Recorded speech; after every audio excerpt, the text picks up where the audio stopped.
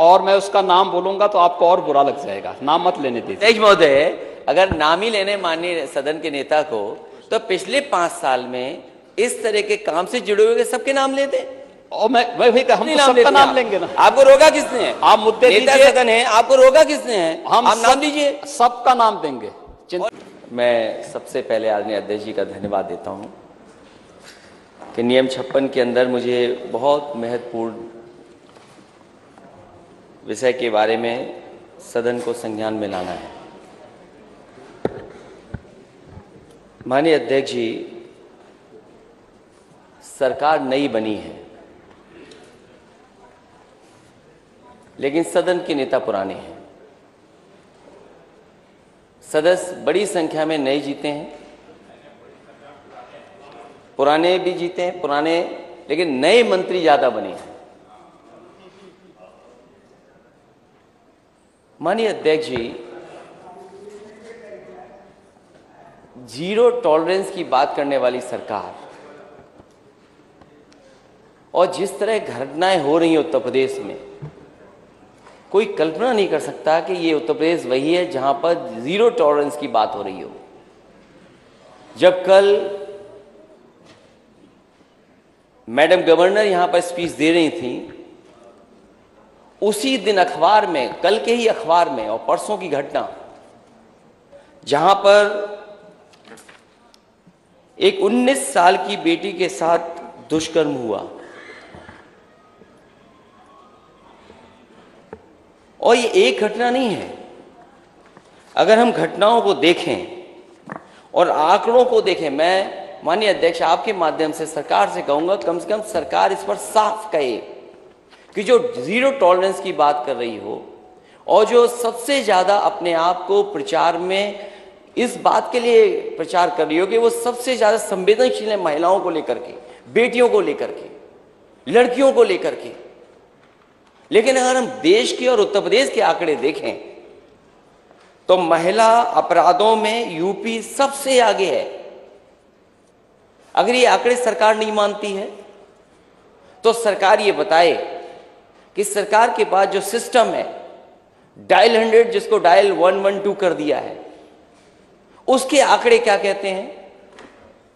1090 जो बना था सुरक्षा के लिए, उसके आंकड़े क्या कहते हैं।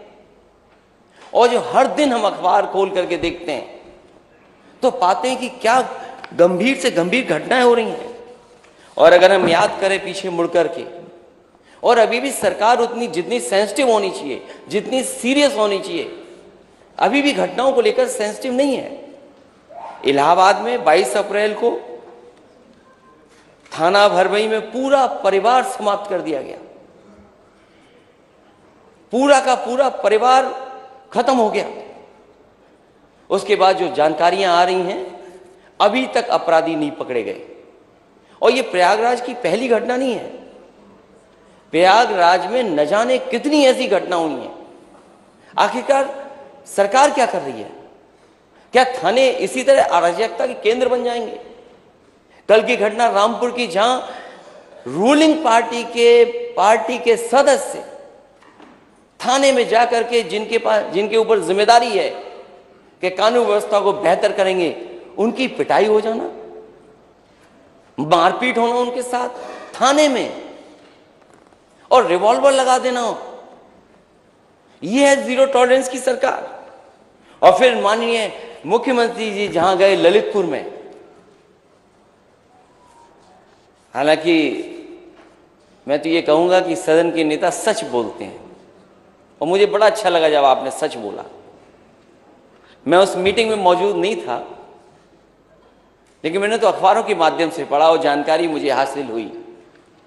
नेता सदन ने कहा, जब शिकायतें की गई सरकार की, अधिकारियों की शिकायतें जब हुई, तो नेता सदन ने कहा कि आप लोग दलाली छोड़ दो, अधिकारियों को मैं सुधार दूंगा।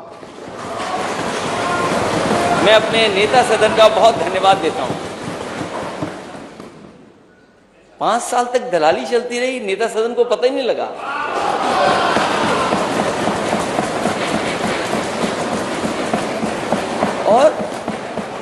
किन अधिकारियों को सुधार दिया? मैं इस विषय को इसलिए इन विषयों को उठा रहा हूं। मैं खुद गया ललितपुर, और जब मैंने वहां सूचना पाई कि एक बेटी के साथ ऐसी घटना हुई, सरकार ने कार्रवाई की। लेकिन क्या सरकार ये बताएगी कि घटना होने के बाद जीरो टॉलरेंस है? घटना ना हो उसके लिए सरकार क्या कर रही है? इसी तरह सिद्धार्थनगर में, क्योंकि पुलिस को खुली छूट मिली हुई है, सिद्धार्थनगर में घर में जाकर के पुलिस पकड़ने की कोशिश करती, नहीं पकड़ पाती है, या मां उसको छुटवाने आती, मां को गोली मार दी जाती, और उस घटना को क्या रूप दे दिया गया?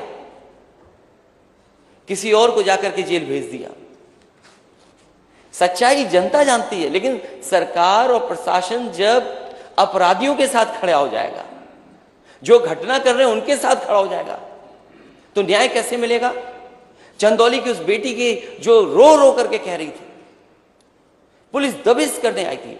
क्या दबंगई करने जाती है कि दबिश के लिए जाती है पुलिस? उसकी व्यवस्था है, सिस्टम है। आप कैसे जाएंगे घर में? ये किसने छूट दी है? आप घर में घुस गए, बेटी को इतना पीटा कि जान चली गई उसकी। और ये बात मैं नहीं कहता हूं, और आज के जमाने में जब आप डिजिटलाइज कर रहे हो सब चीजों को, हर चीज को आप इंटरनेट से जोड़ रहे हैं, क्या हमने आपने नहीं सुना? माननीय सदस्य जितने भी हैं सबने सुना होगा कि वो बहन क्या कह रही थी। उसकी बहन कह रही थी कि पुलिस ने इतना पीटा कि जान चली गई। उसके बाद पुलिस उसकी झूठी कहानी बनाने के लिए फांसी से लटकाना चाहती थी। ये घटनाएं होंगी उत्तर प्रदेश में, क्योंकि एक घटना नहीं है।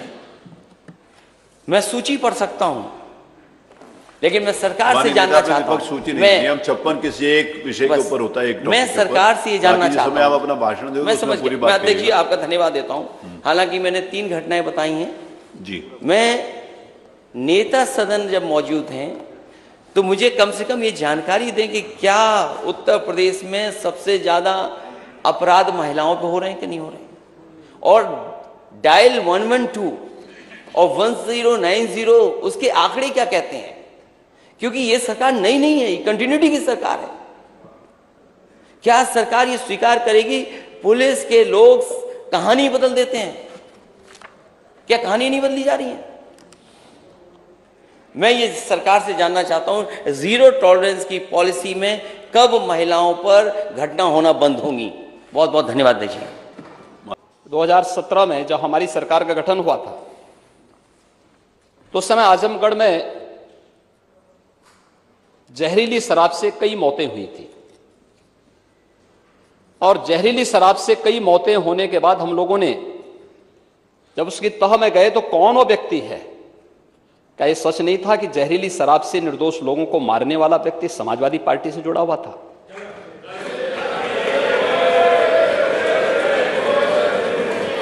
हमारे पास उसके पूरे तथ्य हैं, पूरे प्रमाण हैं, और मैं उसका नाम बोलूंगा तो आपको और बुरा लग जाएगा। नाम मत लेने दीजिए। अध्यक्ष महोदय, अगर नाम ही लेने माननीय सदन के नेता को, तो पिछले 5 साल में इस तरह के काम से जुड़े हुए सबके नाम ले दें।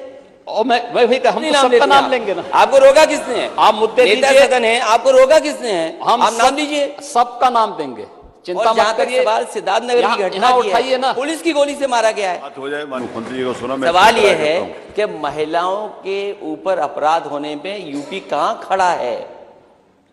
क्या मानिए आज ये इस प्रश्न के ऊपर होगी, कल बात करेंगे। लेकिन ये दूसरा, लेकिन माननीय मुख्यमंत्री ने अपने जो कहा स्टेटमेंट दिया कि दलाली नहीं कर सकते हैं, वो बताया नहीं माननीय मंत्री। माननीय ओम प्रकाश जी।